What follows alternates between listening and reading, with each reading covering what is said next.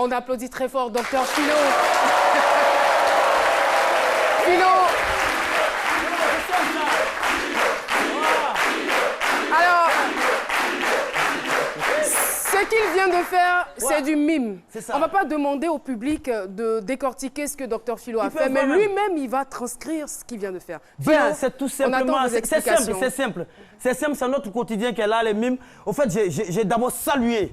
J'ai salué comme ça, les téléspectateurs, je les ai salués. Je leur ai dit que nous, à ce midi, nous sommes très heureux de vous avoir ici. On vous adore, c'est ça qui est...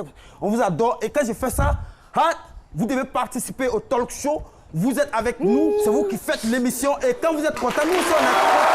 On est contents, on est contents. Et nous, c'est comme ça, on donne le meilleur de nous. On donne le meilleur de nous. On vous offre notre cœur, tout ce qu'on a dans le ventre pour vous rendre heureux. Merci beaucoup, Dr Philo. Eh bien, ça s'appelle le mime. C'est l'art de s'exprimer par des attitudes et des gestes sans parole. On pourrait dire aussi que c'est le théâtre du silence. Dr Philo, on vous remercie infiniment. Eh bien, celui que nous avons l'honneur de recevoir aujourd'hui est l'un des rares mimes africains. Merci de recevoir Monsieur Glouandi. Sous vos ovations, très cher public. Glouandi est notre invité témoin du jour. Il est comédien, chorégraphe, professeur de danse et mime africain. Il est également écrivain. Il a publié L'étonnante exploration d'un mime africain et L'étonnante exploration d'un mime éburnéen. Monsieur Glouandi. Bien prononcé, j'espère. Bienvenue sur notre plateau. On est très, très content de vous recevoir. D'autant plus que vous êtes l'un des rares mimes africains et qui évolue du côté de l'Occident. En tout cas, c'est un plaisir pour nous de vous avoir. Bienvenue. Je vous remercie. Eh bien, l'émission ne fait que commencer. Dr Philo, c'est votre domaine. Ça. Vous avez en face de vous votre collègue. Alors, la balle est dans votre camp. On vous retrouve. On vous retrouve tout de suite.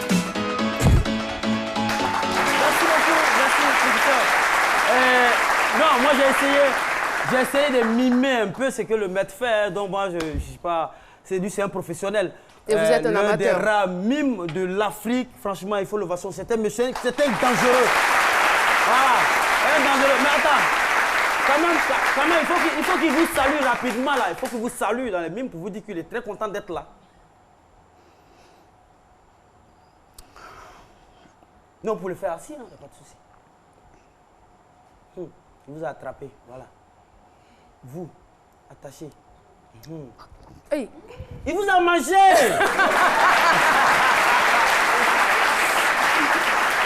C'est simple, c'est notre quotidien, Il va l'expliquer tout à l'heure. Moi, je vais partir un peu sur l'uthéorie de la base même des mimes. Les mimes, c'est depuis les temps ancestraux, à l'époque de nos rois, à l'époque, vous voyez, quand le roi était fâché, il était dans une certaine humeur, c'est un mime, c'est comme un comédien qu'on prenait pour venir déstresser le roi. Le roi est fâché, il est assis, on prend quelqu'un qui vient devant lui, qui fait des gestuels, tout ça là, et qui amène le roi à sourire. Donc quand il vient devant le roi, il fait ça. Et quand le roi sourit, il dit « Apportez à boire tout le royaume !» Et il est content. Donc je veux dire que c'est ce qui continue aujourd'hui. Oui. C'était dans quel film? Non, avant. Moi, je voyais avant. C'est pas le royaume de Tessa. De toute façon. C'est qu'il y a bien dans l'humour là. Donc quand il dit avant, personne n'était là-bas pour vous décrire. Donc moi, il dit ça, puis j'avance. Mais c'est différent de Bobo. 13h, journal de 13h, vous voyez le Bobo là, c'est pas Bobo. Hein. C'est les mimes, c'est les gestuels. Et même dit que c'est notre quotidien, mais on ne s'en rend pas compte. On ne s'en rend pas compte. Quand vous allez dans les boîtes de nuit avec la musique, on mime. Vous voyez, vous dites à une fille, donne-moi ton numéro. Oui. Et quand la fille donne son numéro, c'est le 01, vous voyez. Le 63. Derrière le 63, vous voyez, derrière le 6, c'est la tête. Et 3, il fait sortir 3 dents. Yeah. Maintenant, il y a...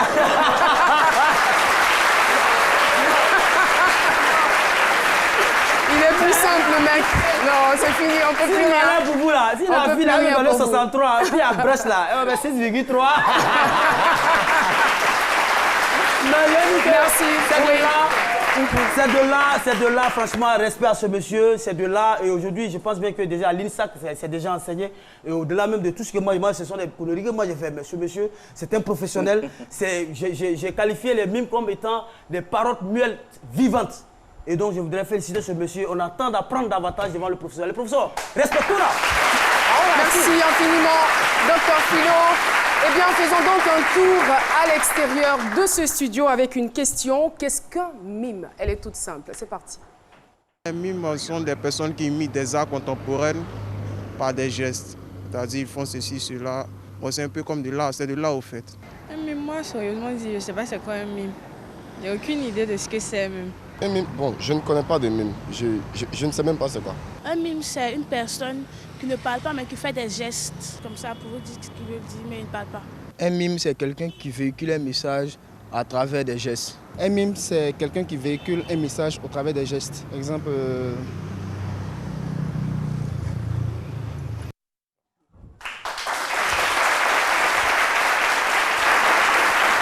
Et voilà, nous avons essayé tant bien que mal de donner la définition d'un mime. Apparemment, la plupart des gens connaissent quand même la définition du mime. Maintenant, est-ce qu'ils ont déjà vu un mime jouer? C'est la question que j'ai envie de poser dans ce public, dans ce studio, avant de passer à autre chose. En dehors de ce que vous avez vu de Dr Philo, ça va là? Ça va? On est ensemble? Alors, est-ce que vous avez vu déjà quelqu'un jouer en spectacle? Vous avez déjà vu un mime à l'œuvre, à la télé?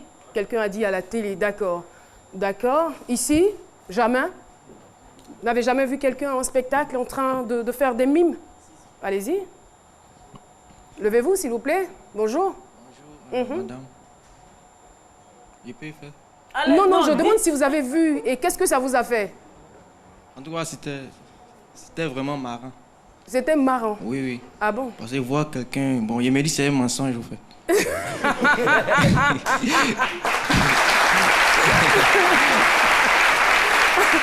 Mais, je veux dire, pourquoi c'est l'idée qui vous vient tout de suite à l'esprit?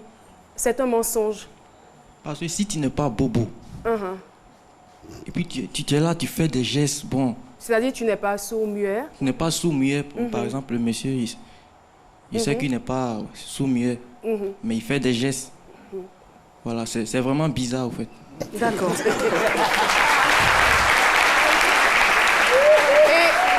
Oui, allez-y. C'est pas tout le temps marrant. Alors, pour ceux ici dans la salle, pour tous ceux qui se souviennent de Varotoscope, vous vous rappelez? Varotoscope, vous avez tous regardé Varotoscope. À une époque, il y avait ce qu'on appelait fait de société. Donc, théâtre, si vous voulez. Et il y a le narrateur, celui qui fait la voix. Et ceux qui sont sur le podium, eux, ils miment. C'est-à-dire que ce que lui dit, là, eux, ils font les gestes, ils font comme si c'est eux qui parlaient. Ça ne fait pas forcément rire. Donc, ça aussi, c'est... C'est le mime. Merci beaucoup, Chrissy. La dégameuse. Oui. Allez-y. Il ne faut pas confondre le langage du signe au mime. C'est la question que j'allais vous poser. Il faut, dans le langage du signe, c'est des mots codés. Il faut des initiés pour comprendre ce que ça veut dire. Ça n'a rien à voir avec le mime. Et vous le verrez tout à l'heure. Alors, ça sera quoi donc votre définition du mime? Le mime, c'est l'art de s'exprimer par un mouvement du corps en dépeignant une situation cocasse, mais plus épanouie, plus rigolote, etc., etc. Mais ça, vous le verrez tout à l'heure. Alors, Monsieur Glou Gloindi, il faut dire que vous êtes originaire de l'ouest de la Côte d'Ivoire et c'est en 1970 que votre carrière de comédien a débuté. Alors, comment est-ce que vous vous êtes découvert l'âme d'un artiste? Bien. Je me présente d'abord, je m'appelle Glou Gloindi, je suis né à l'ouest de la Côte d'Ivoire, un pays où je suis le premier citoyen du monde, le premier comédien, sinon le premier mime qui n'a jamais été remarqué ni sollicité, mais qui a parcouru 25 pays dans 2500 villes et villages. Je n'ai jamais eu de maître ni de professeur, j'ai jamais eu de maître ni de professeur, et je suis un autodidacte qui a fait l'école supérieure de la vie. À l'âge de 20 ans, pendant que 99% des jeunes de ma génération étaient encore sur les bancs, végétaient sur les bancs, moi déjà j'étais dans les écoles pour dire des poèmes et des scènes bouffonnes dans les établissements scolaires. Je peux vous citer toutes les villes de Côte d'Ivoire, du Burkina Faso, du Togo, du Bénin. Posez-moi la question. Ceux qui sont curieux, posez-moi la question, je vous dirai. Donc, ça viendra fait certainement au fil de cet échange. Voilà. Mais il faut dire qu'à la base, vous étiez un garçon timide. Timide, oui. Un garçon timide qui se retrouvait très souvent dans des salles de cinéma. Tout à fait. Mais avant cela, à Guiglo, je passais le plus clair de mon temps à aller à la fête des glas, qu'on appelle des masques, communément en pays ouest. Et Guiglo, pour moi, était la capitale de la Côte d'Ivoire, la capitale de l'Afrique du monde. Parce que je ne parlais que le ouest, je ne connaissais que le ouest. Lorsque, à l'âge de 15 ans, je débarque à Abidjan, je me suis aperçu en ce moment-là qu'il y avait toutes les composantes de toutes les ethnies de Côte d'Ivoire, l'Afrique et le monde. C'est comme ça que j'ai commencé à tisser mes relations. Mais seulement, j'étais très timide. J'ai dit, mais attends, comment est-ce que je vais faire pour sortir de ce merdier? Et c'est comme ça, n'ayant pas de soutien, je me suis lancé à corps perdu à la recherche de l'emploi. Ferronnier, agent commercial. Et puis, avant de découvrir le théâtre, j'allais au cinéma. Au camp fonctionnaire d'Adjamé où j'étais, les gens faisaient des booms du matin au soir. Mais moi, j'allais au cinéma, 10h, 14h, pour ceux qui ont vécu cette période-là. Voilà ce qui m'a... Alors, à partir de là, je dis, il faut que je cherche quelque chose qui peut me sortir de mon gant. Le théâtre. J'ai commencé à faire des études de marché, et j'avais la troupe École Berner, de Jean-François Rioux, qui n'y a plus. Et puis celle de Kourouma Moussa, qui n'y a plus non plus. Et j'ai fait ma classe avec École Berner. Et au bout de 3 ans, j'ai décidé de m'autoproduire. Mais avant ça, je me voyais dans mes rêves que je faisais tout seul des spectacles dans les écoles. J'ai dit, mais j'ai trouvé mon... Quand vous dites dans vos rêves, je veux dire... J'ai rêvé vraiment. En train de dormir? Oui, ah, d'accord. Je me voyais en train de faire des spectacles dans les écoles. J'ai dit, mais j'ai trouvé ma voie, j'ai plus besoin de m'emmerder. Et quelques mois après, je forme une troupe de 3 personnes avec lesquelles j'ai commencé à sillonner l'ouest de la Côte d'Ivoire. Et comme je n'avais pas satisfaction avec ces personnes-là, je les ai déposées et j'ai commencé à être seul. J'ai parcouru 113 sous-préfectures et 12 pays africains avant de faire mon dernier spectacle en Mauritanie. Alors la Mauritanie, à l'époque, tenez-vous bien, il y avait la guerre. Les policiers, on lançait des bombes, moi, les gens couraient. Au Burkina Faso également, j'avais la guerre entre Mali et le Burkina Faso. On m'arrêtait. Qui êtes-vous? Je dis, je suis comédien. Qui vous connaît ainsi? Et puis on me poursuit, on me suit avec des armes blanches pour savoir si on me connaît ou on ne me connaît pas, si on me coupe la tête. Mais je n'avais pas peur, je faisais mes spectacles tranquillement. Donc j'ai vécu vraiment 50 ans de ma vie dans l'exploration, l'Afrique et l'Europe. Alors j'aimerais bien comprendre quelque chose, c'est-à-dire que vous cherchez des voies et moyens pour sortir de votre timidité. Après quelques années, vous sembliez l'avoir trouvé. Exact. Le théâtre, un moyen d'expression et un moyen aussi de guérison, en quelque sorte. Pour et d'épanouissement. Et d'épanouissement. Alors pourquoi vous retournez au mime, qui est une sorte de théâtre sans parole? Je veux dire, est-ce que ce n'est pas une façon pour vous de replonger dans cette timidité que vous fuyez depuis? Non, c'est le contraire. J'ai parlé pendant 7 ans, de 20 ans à 27 ans, dans les écoles. Je suis fatigué. Je parle une langue étrangère que la population ne partage pas. Bon. Et j'arrive en Scandinavie pendant que je donnais des stages de formation en matière de danse. Quelqu'un me dit, il y a un spectacle ce soir. Je dis, qu'est-ce que c'est? Il dit, je ne te dirai pas, on va aller, tu vas voir. Et quand j'ai vu le mime, je dis, voilà ce que j'aurais dû faire. J'ai parlé une langue qui n'est pas la mienne. Maintenant, je peux parler avec mon corps. Je suis moi-même. Voilà pourquoi j'ai choisi le mime. Tout simplement. Quelle différence faites-vous, je veux dire, entre le théâtre parlé et le mime? Qu'est-ce que ça a changé dans votre vie lorsque vous avez basculé dans le mime? Oui, ça a changé que je ne peux plus parler et je vais m'exprimer avec mon corps. Ceux qui parlent sont plus nombreux. Et je préfère être seul à ne pas parler et à m'exprimer par mon corps. Parce que j'ai toujours voulu être moi-même. Ça peut paraître quand même aisé. Je veux dire, voir des personnes faire des gestes, s'exprimer à travers leur corps, ça peut paraître simple. Voilà. Mais je crois bien ça peut paraître simple, mais ce n'est pas aussi simple. Moi, ça ne l'est pas. Mais j'aime tous les difficultés. Là où il faut forcer, moi, j'étais toujours là, puisque je me suis monté de toutes pièces. Dans ma vie de professionnel, d'artiste en 50 ans, il n'y a pas un noir, quel que soit son pays, quelle que soit sa région, qui est venu me voir, qui dit, mais Glou Grundy, tu es quelqu'un anobli, tu es dans tous les journaux, viens, je vais te payer ton cachet, tu vas me faire voir. Mais tous les Africains, les Ivoiriens, quand ils vont, c'est dans les soirées dansantes, c'est des chanteurs, c'est tout.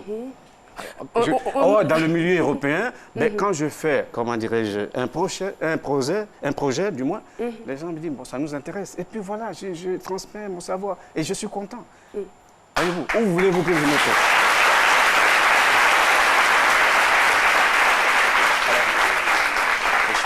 Vous disiez à un instant que jamais un Noir ne vous a sollicité. Alors j'essaie de comprendre parce qu'à la fois vous parliez d'avoir visité 12 pays africains, plusieurs sous-préfectures. Ce sont tout de même des pays... 25 pays en tout, oui. Voilà, des pays subsahariens. Donc oui, Noirs, bien sûr, vous n'avez pas été sollicité Bien sûr.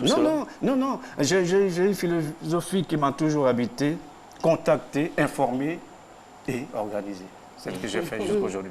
Oui, d'accord. Et pour aller dans le sens de Jean-Michel, en 1985, vous avez participé à l'émission Appelez-moi Léo, à Abidjan. Où vous aviez fait, je crois, 6 mois. 6 mois, oui, avec Nanti Léo. J'animais et puis j'allais faire des spectacles dans les écoles primaires. Bon, peut-être que ceux qui ont fait l'école à l'époque n'existent plus dans cette Côte d'Ivoire, je ne sais pas.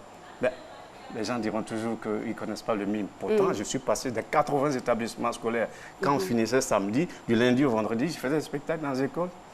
À Makorité, je vais vous raconter une histoire qui est passionnante. Pardon, avant de passer à l'histoire, bilan de ces 6 mois, parce que vous avez parcouru quand même 84 écoles. Oui. Les élèves, les instituteurs, étaient-ils réceptifs ou pas?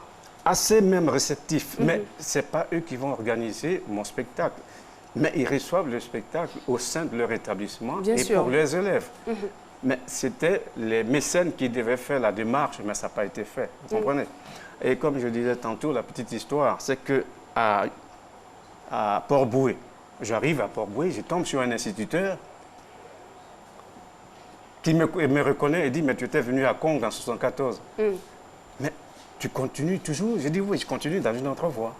Dans son école, il y avait une femme qui était à Zebzekou et qui me dit, mais j'étais au cours moyen 2 quand tu venais faire des récitals de poésie. Voyez-vous, ça m'a fait chaud au cœur. La reconnaissance comme ça, même si les gens ne s'intéressent pas à ce que je fais, je suis immortalisé. C'est le plus important. Je cherche l'immortalité et non le succès.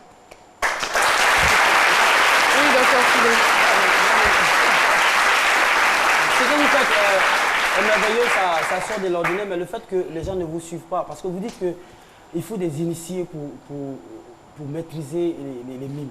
Est-ce que quand vous criez le mythe autour de la chose, est-ce que ça va intéresser les gens? Moi, je suis inquiet. Et puis, déjà, tout à l'heure, quand vous avez dit, nous sommes en Côte d'Ivoire, les Blancs, eux, vous allez, tout ce que vous faites là, eux, ils aiment. Mais déjà, pour intéresser les Africains, surtout les Ivoiriens, quand on vous dit de souhaiter la bienvenue au public, vous êtes là, et bon, vous faites ça. En même temps, on vous dit que vous êtes de l'Ouest et au B, les gens sont inquiets.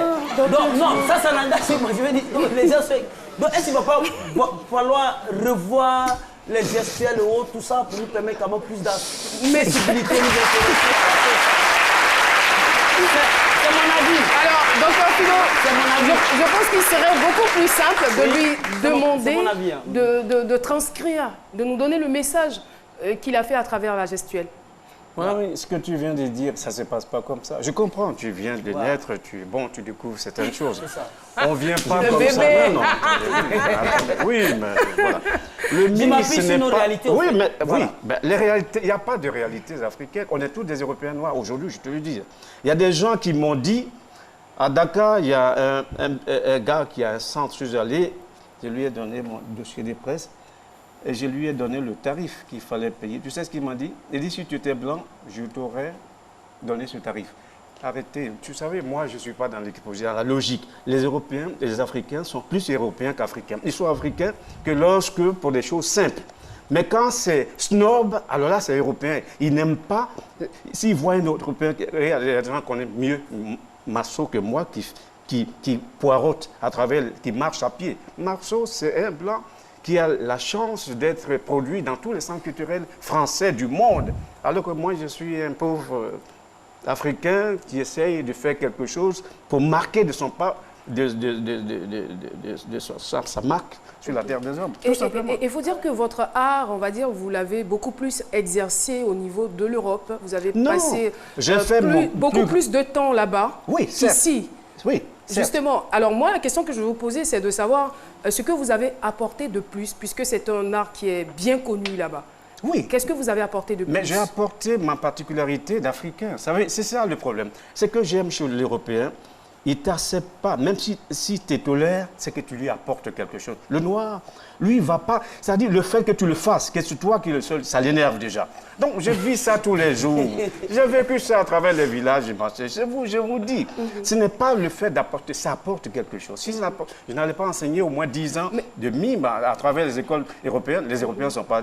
Mais il y a des artistes quand même africains. Je ne suis pas tout à fait d'accord avec vous. Je veux dire que peut-être que c'est votre cas ou c'est peut-être l'art que vous exercez qui est peut-être méconnu, mais... non, ils ne veulent pas reconnaître pas que c'est méconnu. Il y a des artistes africains qui sont très connus et très acceptés et je veux dire valorisés dans leur pays. Oui, mais attends, quand on parle d'artistes, en gros, c'est 95% des chanteurs et quelques comédiens. Attendez, vous êtes d'accord avec moi? Ceux qui sont connus, reconnus dans leur pays, c'est les chanteurs, vous les reconnaissez. Il y a des peintres aussi qui sont honorés, presque tout le temps d'ailleurs sur ce plateau. Ouais, ils sont honorés parce qu'il y a des gens qui ont cherché à les honorer. Mais moi, si quelqu'un ne vient pas, je vais dire, pardon, honore-moi. Non, attendez, soyez réaliste, c'est pas vrai. Mais ça se mérite aussi tout de même. Je fais, mon but, c'est de créer et d'exposer mon art. Quitte à chacun de choisir si il aime ou pas. Mais je ne peux pas aller courir après les gens. Pardon, comme certains DJ, voilà, j'ai fait mon disque, là, tu peux passer ça pour moi. Non, c'est du folklore. Je ne suis pas dedans. En gros, un artiste ne commande pas. C'est ce que vous êtes en train de nous dire. C'est mon cas. Alors, dans la deuxième partie de l'échange, vous allez nous dire exactement ce que le mime pourrait apporter aux Africains et surtout à la jeunesse africaine. Nous marquons juste une pause, on y reviendra, ne vous inquiétez pas, on part pour la pub. À tout de suite. Information, culture, surprise, avec des témoignages à la fois édifiants et renversants, le tout dans un cocktail de bonne humeur. Allez, retrouvez-nous du lundi au vendredi à partir de 12h. Car à 12h GMT, on est tous... féminines.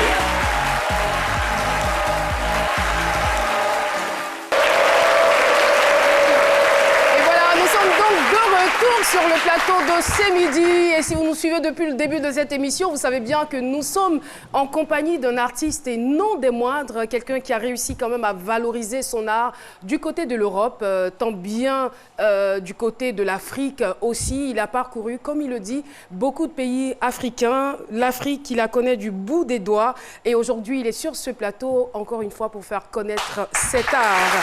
Je rappelle qu'il est comédien, chorégraphe, professeur de danse et mime africain, l'un des rares d'ailleurs. Vous avez peut-être connu Kwasi Séraphin, un mime ivoirien, et puis Feu Assawa Thomas. Voilà, tous des mimes et le mime continue d'être enseigné aujourd'hui encore à l'INSAC. Eh bien, si vous ne connaissez pas le mime, suivez-nous, continuez de nous suivre, vous allez connaître et aimer. Alors justement, la question que je posais avant la fin de la première partie de l'échange, donc avant la pub, c'était de savoir qu'est-ce que le mime pourrait apporter aux Africains et surtout à la jeunesse africaine. Le savoir et la connaissance. Parce que j'ai constaté que cette jeunesse de maintenant, là, sa distraction favorite, Internet, l'Europe, l'Amérique, eux-mêmes, qu'est-ce que j'ai appris dans ma vie, là, ça ne les intéresse pas. Quand ils sont sur le smartphone, ils diraient, à l'Amérique, je vais aller aux États-Unis. Non, apprenez à savoir la connaissance chez vous d'abord, afin de pouvoir apprendre aux autres. Et moi, j'ai su chez moi avant d'aller apprendre aux autres. Voilà ce que cela peut apporter à la jeunesse, le savoir et la connaissance. Ça, c'est de façon générale. Mais je veux dire pour des personnes, je veux dire qui se déplacent par exemple pour aller dans des salles de spectacle, au théâtre pour assister au mime et aussi pour des personnes qui pourraient exercer même cet art, c'est-à-dire vous emboîter le pas. De ces deux catégories-là, je veux dire, qu'est-ce que le mime pourrait leur apporter? C'est bien ce que je viens de dire. C'est le même résultat. Le même résultat? J'ai besoin de plus d'informations. Oui, le savoir et la connaissance. Parce que le mime peut permettre à un enfant qui est timide, par exemple, de s'épanouir à travers ce gestuel qu'il va apprendre comme une technique particulière qui peut l'aider à être bien dans sa peau et dans son esprit. C'est un art assez particulier. C'est un art thérapeutique. Un art thérapeutique. Oui, thérapeutique, je peux dire. Thérapeutique. Oui, voilà. Alors, tout à l'heure, vous avez parlé de la jeunesse qui est beaucoup plus sur Internet et tout. Après, je me dis, bon, après, ça dépend des époques et tout. C'est pas forcément de notre faute. Vous qui êtes le professeur, vous qui êtes le connaisseur et tout, qu'est-ce que vous faites pour contribuer à la vulgarisation de votre art? C'est à vous, journaliste, je vais poser la question. Non, moi, je suis jeune, je suis Internet. Oui. Comment je fais, moi, perso, je vous découvre aujourd'hui. Ouais. J'ai été danseuse, je pensais que je connaissais les mimes. Tout à l'heure, j'en ai parlé parce qu'à Varotoscope et tout ça, on nous a appris, dans la danse contemporaine également, on nous a appris que c'était des mimes et vous nous dites que c'est différent. Alors, comment vous faites pour ne pas qu'il y ait seulement moi, qu'il y ait eux et toutes les personnes là qui nous suivent, qui comprennent qu'à partir d'aujourd'hui et que depuis un moment, ça existe et voilà, il faut pratiquer et tout. Et c'est très important pour la jeunesse, ça peut nous aider. Comment vous faites ça? Ce que je fais, c'est que vous voyez là, sur les réseaux sociaux, tous ces jeunesses, tous les jours connectés sur les réseaux sociaux. Ils ont plus d'une fois. Mais comme il s'agit de moi, si c'est un blanc, on allait dire « Ah oui, le monde marche ».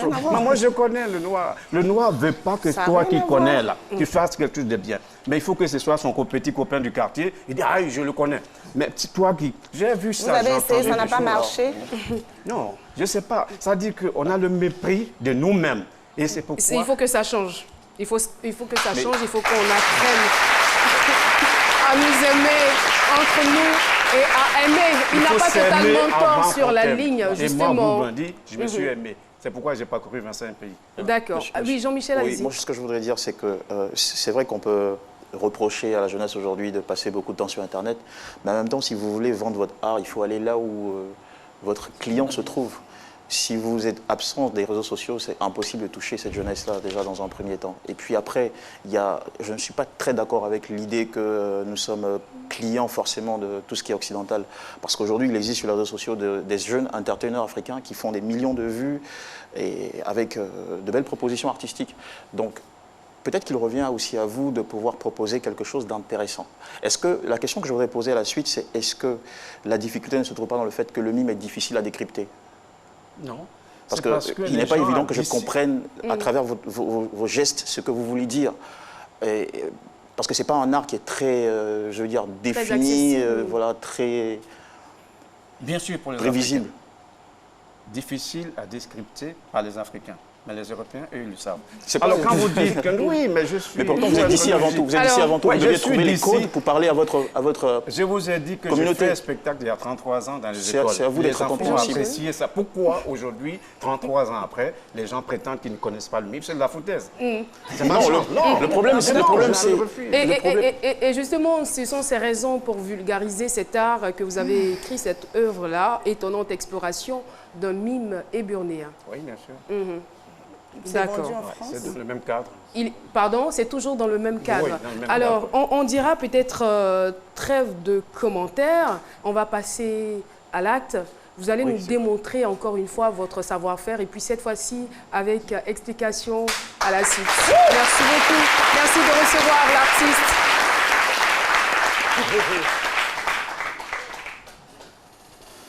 Est-ce que vous pouvez faire face à la caméra, s'il vous plaît?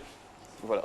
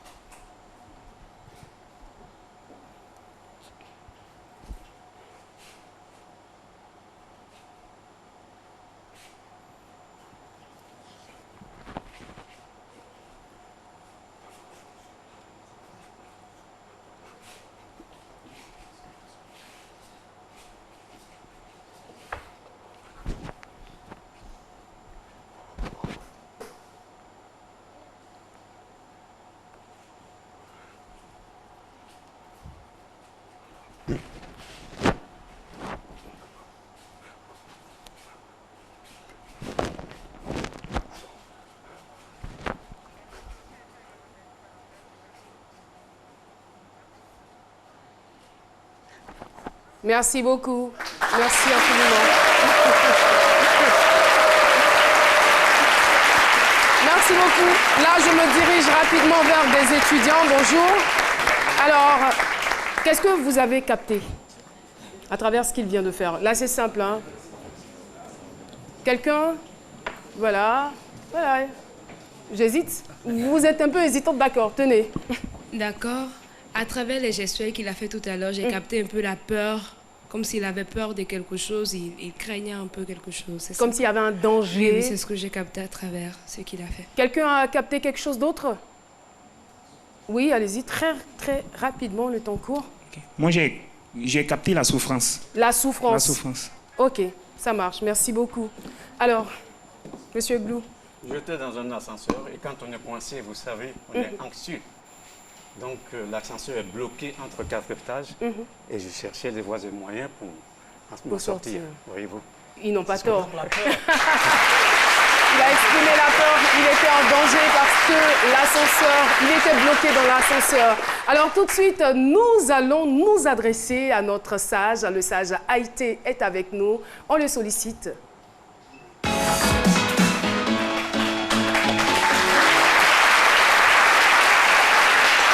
Oui, le sage. Bonjour, monsieur Glou-Goulendi. Bonjour. J'avoue que cet art est encore quelque peu ésotérique parce que pour le comprendre, il faut avoir été initié. Et votre parcours, vous êtes comme Ulysse, hein, vous avez fait un excellent voyage, vous avez beaucoup voyagé à travers le monde. Et heureux et plein d'usage, vous êtes revenu au pays pour faire partager votre art. C'est une bonne initiative. Cependant, cet art-là gagnerait à être vulgarisé. Et pour être vulgarisé, ce sont les rues, c'est l'INSAC, c'est un peu partout pour que les gens voient et que les gens comprennent. Parce que j'avoue que c'est encore un peu fort. Ce n'est pas seulement un problème d'Européens, comme vous l'avez dit, hein, c'est pas seulement ça. Même l'Africain qui aime, si on ne lui explique pas, il ne comprendra pas. Alors je vous exhorte donc à revenir, puisque vous avez posé votre valise, restez longtemps parmi nous, faites en sorte à ce que cet art qui n'est pas nouveau, mais qui est en train de renaître et qui renaîtra par vous, fasse tache d'huile et que nous puissions devenir des adeptes mimes que vous êtes. Merci beaucoup. Merci infiniment, le sage Haïté. Et merci beaucoup à vous l'artiste, merci d'avoir accepté notre invitation. En tout cas, on a été très heureux de vous retrouver, de vous recevoir sur le plateau de C'est midi. C'est moi qui vous remercie. Voilà, ça nous fait découvrir beaucoup de choses. C'est le rôle des médias que je voilà. sollicite. En tout cas, on a joué notre partition. Voilà, vous avez joué. Merci infiniment. Et puis nous allons partir à présent à la radio, plus précisément à Fréquence 2, recevoir un jeune animateur talentueux. Il est community manager, animateur radio à Fréquence 2, présentateur de 2 minutes pour comprendre. Son nom, Kui Paulus Agathon. Kui Paulus Agathon. Si vous n'avez pas de micro, je vous passe celui-ci. Alors, bonjour. Bonjour Caroline. Merci d'avoir respecté notre plateau avec ce nœud papillon. Je vous en prie. 2 minutes pour comprendre.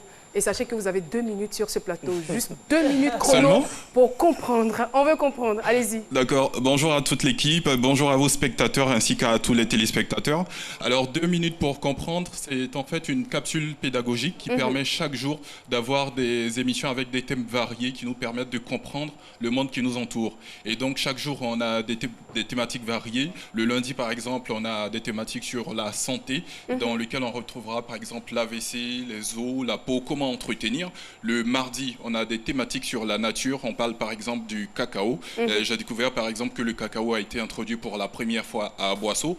Et je me souviens même hier, il y a ma grand-mère qui m'appelait du village. Elle dit, ah bon, en ce qui concerne les os, donc quand on est bébé, là, on a beaucoup plus d'os que quand on est adulte. Je dis oui, c'est comme ça. Et moi-même, j'en apprends également. Et les mercredis, on a une thématique en ce qui concerne les animaux. On a par exemple parlé de l'agouti, et où on a découvert par exemple que le nom de l'agouti Agouti, en fait, c'est l'eau la côte, ce que nous appelons Agouti en Côte d'Ivoire. On a également des thématiques sur la science. On a traité un thème qui est pourquoi nous flottons. Et je me rappelle sur Twitter, j'ai reçu le message d'un tweetos qui demandait ah bon, qui flotte? Ça m'a fait un peu rigoler, mais en regardant la capsule, on se rend compte qu'en tenant compte d'un certain nombre de facteurs, et effectivement, on arrive à flotter. Et ça fait 2 minutes. Déjà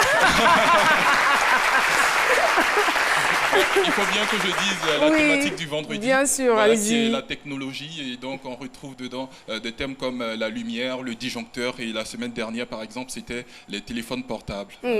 Alors, cette émission est donc diffusée du lundi au vendredi à 19h10 sur RTI 1. Mais je vais finir par être convaincue qu'on est plus beau en réalité qu'à la télévision. Parce qu'on me le dit tout le temps, vous êtes plus belle en vrai. Et là, je trouve que vous êtes plus beau en vrai. Enfin. Merci, voilà. Je suis flatté. Merci d'être venu sur ce plateau Paulus. Voilà, à très bientôt. On vous recevra peut-être pour d'autres thématiques. D'accord. Permettez-moi de dire que cette thématique a été lancée dans la dynamique de la RTI d'informer et d'éduquer la population, voilà, en collaboration avec Soprod, et donc ça concerne toutes les cibles. C'est très important. Merci infiniment. Et ça nous permet d'enrichir notre culture générale. Sur ce, on va retrouver Priscille la dégameuse pour la partie, pour une autre partie humoristique de cette émission.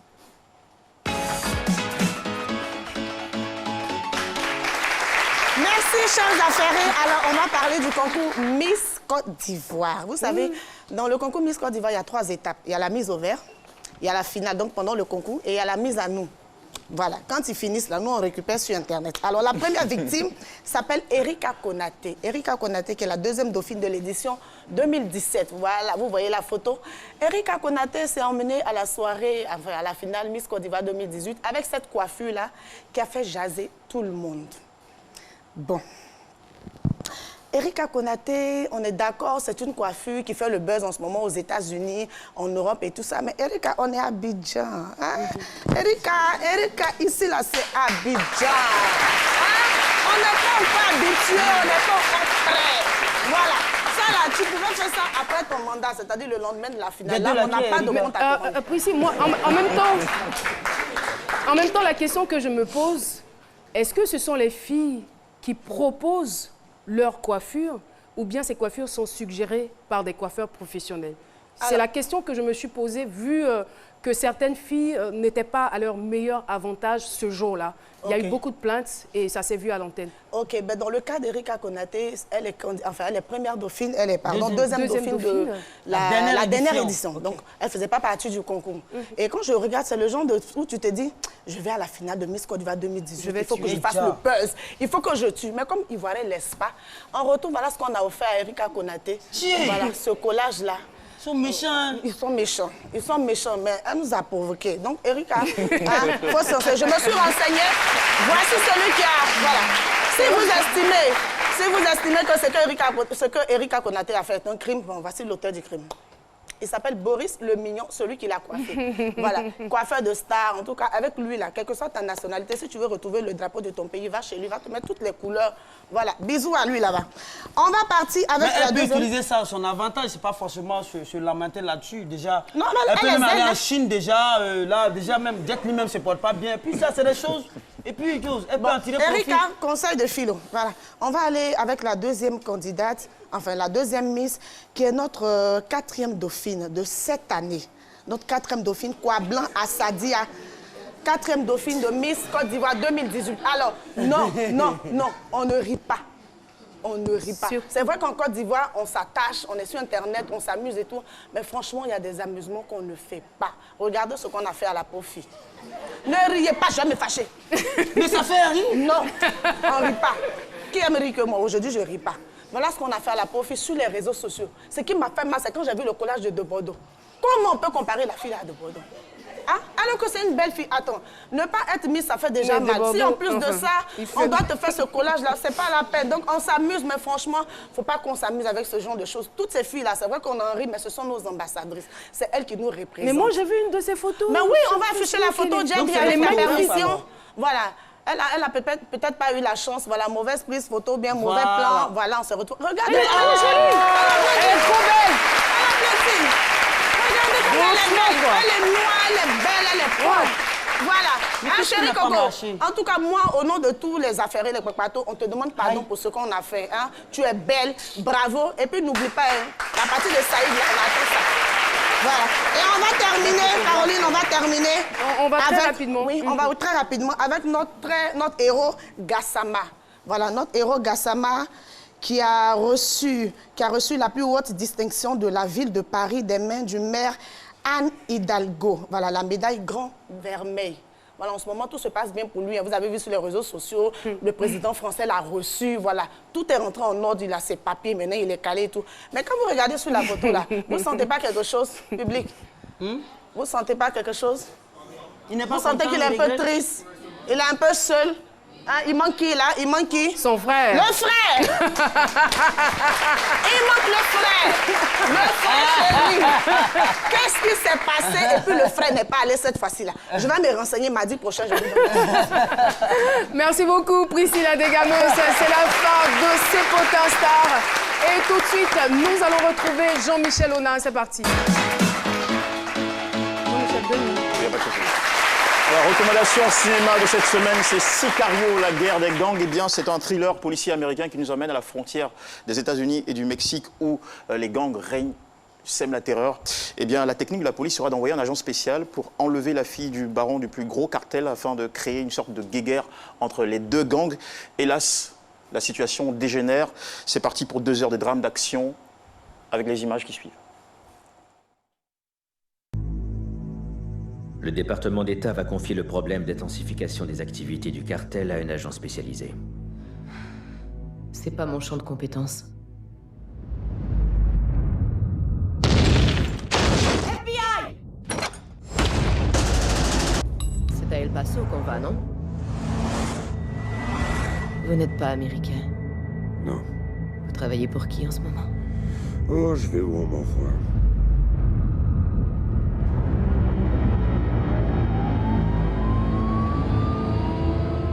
De l'autre côté de cette frontière, des gens sont tués chaque jour avec sa bénédiction. Le trouver, ce serait comme découvrir un vaccin. À tes yeux d'américaine, tout ça n'aura aucun sens. Et à la fin, tu comprendras. Guetteur repéré à gauche. Guetteur repéré à 9h. Sors ton arme.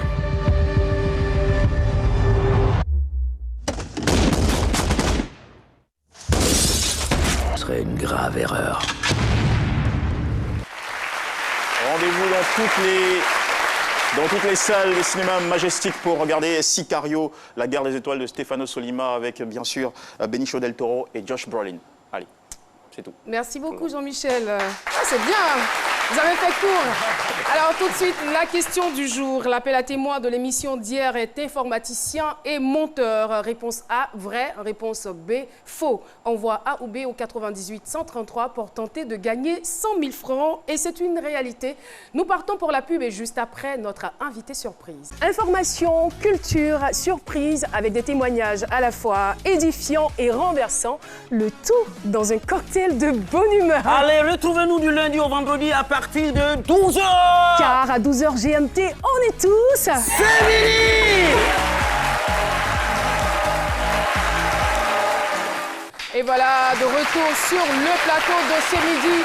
Nous allons à présent nous intéresser à un animal qui est reconnu pour sa grande intelligence et sa faculté d'apprentissage. Eh bien, pour en parler, recevons sur ce plateau Madame Sarah Crawford. Merci de l'applaudir très très fort. Sarah est présidente de Acatia. Acatia qui veut dire chimpanzé en baoulé. Bienvenue sur le plateau de ce midi. Merci beaucoup. Vous comprenez le baoulé? Non. Non, d'accord. Alors là, on parle avec vous de cette action que vous menez en faveur de la protection des animaux. Et justement, la question que je me pose, c'est de savoir pourquoi spécifiquement le chimpanzé. Donc en fait, le chimpanzé, c'est l'espèce qui nous ressemble le plus à nous les hommes. On partage plus que 99% de notre ADN avec les chimpanzés. Donc on peut dire que ce sont nos cousins. Moi, c'est pas mes cousins. Oui, Philo est mon cousin, Prissy est ma cousine, les chimpanzés... Et en fait, il y a 4 espèces de chimpanzés dans le monde. Et l'espèce qu'on trouve ici en Côte d'Ivoire, le chimpanzé de l'Ouest, n'existe que dans 5 pays du monde. Donc moi, je dirais que c'est un bien assez important pour le peuple ivoirien. Et on compte aujourd'hui combien de chimpanzés ici en Côte d'Ivoire? On a fait une étude en 2008. Il ne restait que 1200 chimpanzés en Côte d'Ivoire. Il y a 18 ans, on avait plus que 10 000. Donc, on a perdu plus que 80% de la population. Mais le cousin diminue alors. Oui, c'est ça. On voit des disparitions. Alors, sur le terrain, qu'est-ce que vous faites concrètement pour conserver cette espèce? Donc, on a lancé notre projet en 2017 et on est en train d'établir un sanctuaire, ça veut dire un centre de sauvegarde, dans le parc d'Azani pour protéger et prendre soin des bébés orphelins chimpanzés qui sont confisqués des trafiquants. Parce qu'il faut dire que le trafic des animaux, surtout les espèces menacées, augmente beaucoup ici en Côte d'Ivoire dans les dernières années. Alors, celui que vous tenez là, il a un nom? Oui, il s'appelle Nemlé Junior. Il s'appelle comment? Nemlé Junior. Nemlé Junior. Voilà. Ah, d'accord. OK. C'est très bien. Donc, lui, c'est une cause assez noble. Oui, donc lui, il a été pris des trafiquants en décembre 2016 et il est malheureusement mort en juin 2017. Et c'est pour ça qu'on a décidé de lancer notre projet. Parce qu'en fait, les bébés chimpanzés sont très, très fragiles. Ils ont du mal à survivre en captivité. Donc nous, on veut créer ce sanctuaire dans le parc national d'Azani pour pouvoir les protéger et prendre soin d'eux dans la forêt, dans leur habit naturel. On a vraiment besoin de prendre soin d'eux parce qu'en 18 ans, nous avons perdu 80% de la population des chimpanzés et c'est grave. Merci infiniment d'être venu sur notre plateau, Sarah Crawford. Merci et c'est ici que nous allons nous dire au revoir. Non pas... voilà, il faut quand même qu'on vous salue. Hein. Le fan club, c'est midi. Vous êtes adorables. Merci. Merci de votre présence dans ce studio.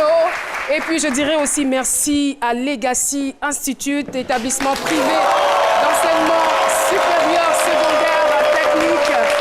Et voilà, j'espère que vous avez passé un bon moment. Vous avez aimé l'émission? Oh, mais pourquoi le oui, il est timide? Avez-vous aimé l'émission? Et voilà, c'est ici qu'on s'arrête pour aujourd'hui. J'ai été très heureuse de vous présenter ce numéro.